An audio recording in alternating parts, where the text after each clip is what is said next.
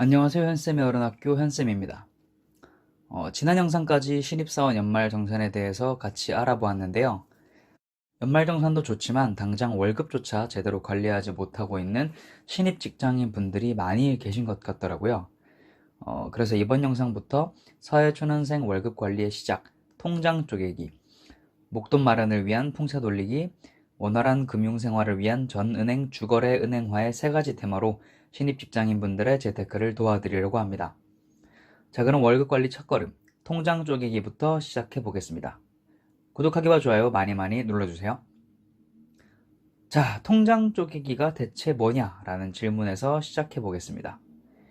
한마디로 말씀드리면 통장 쪼개기는 급여입금 통장, 생활비 통장, 투자형 통장, 비상금 통장 등으로 용도에 따라 통장을 나눠 개설하고 관리하는 방법을 말합니다.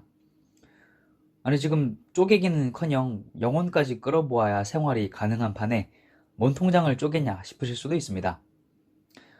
첫 직장에서 월급을 받으면서 생전 처음으로 돈다운 돈을 벌고 있는 우리 초년생 여러분들, 월급이 진짜 월급답던가요? 월급은 통장을 스쳐갈 뿐이라고도 하죠. 월급이 들어오자마자 빠져나가는 카드값, 대출이자, 교통비, 통신비, 월세, 관리비. 그래서 실제로 우리가 쓸 수 있는 돈은 얼마 되지 않는 것이 일반적입니다. 근데 이게 문제가 뭐냐면 이런 식으로 다양한 곳에서 돈을 빼가게 되면 내 통장에 얼마가 들어왔다가 얼마가 나가는지 관리가 어려워진다는 겁니다.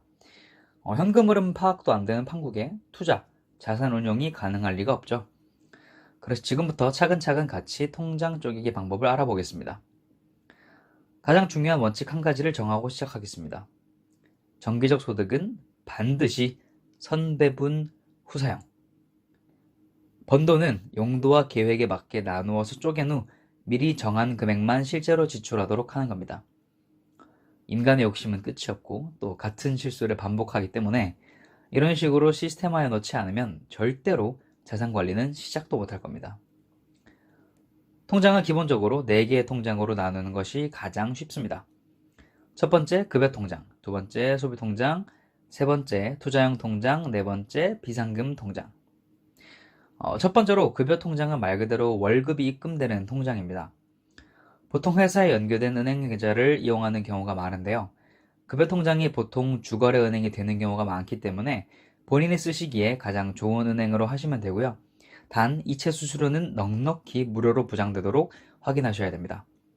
급여 통장의 주 목적은 월급 입금 후 다른 통장으로의 이체니까요. 두 번째로 소비 통장은 실제로 생활비 등 한 달간 소비할 돈을 넣어두는 통장입니다.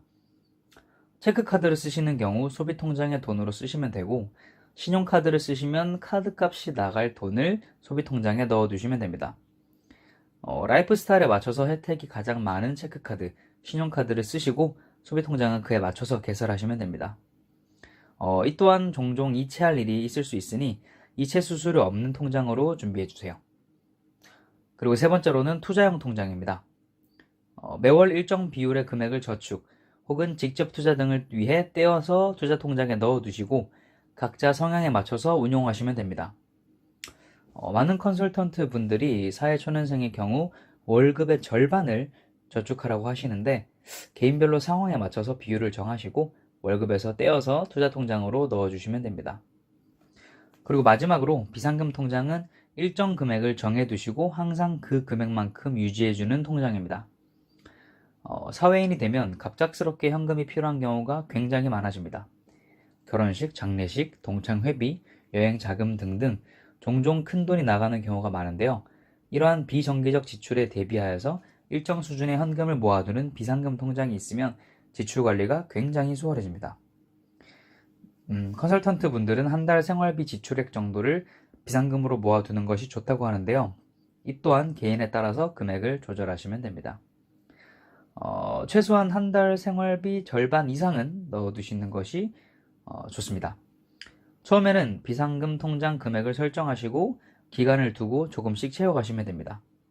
예를 들어서 비상금을 100만 원으로 설정하기로 하시면 한 달에 10만 원씩 10달을 모으시는 겁니다. 급하게 돈이 필요한 경우 비상금 통장에서 돈을 빼서 쓰신 후 한 달에 최대 10만 원씩 메꾸어서 다시 100만 원으로 만들어서 유지하시기만 하면 됩니다. 만약에 100만 원을 채워둔 상태로 현금 쓸 일이 없다. 그러면 월 10만 원씩은 투자형 통장으로 돌리시면 저축액이 더 커지겠죠?